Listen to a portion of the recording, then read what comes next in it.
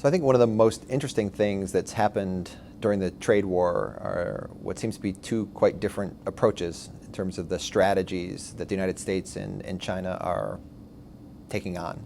The Trump administration obviously has just been to roll out tariff after tariff after tariff, and so by the middle of June of 2019, we now have 25% tariffs on $250 billion worth of imports, about half of what the United States imports from China.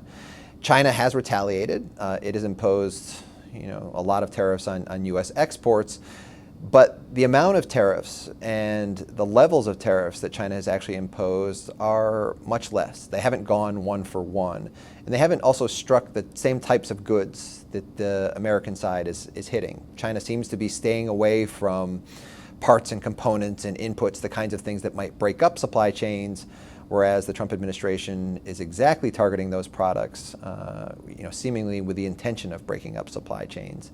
The other major difference is while China has been raising its tariffs toward imports coming in from the United States, it's actually been lowering its tariffs toward imports coming in from all the other countries in the world.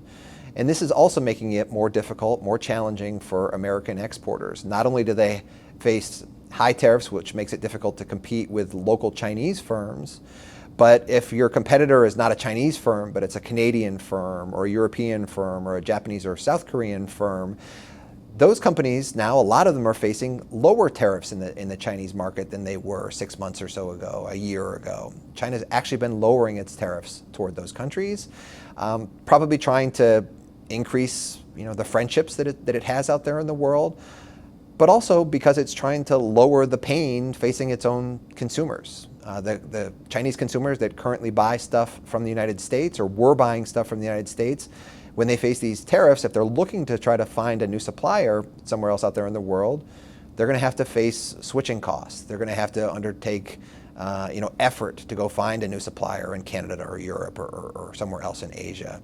By lowering tariffs toward those countries, that helps overcome those switching costs. And so in some sense, it's kind of smart economic strategy by China to offset the cost of this trade war.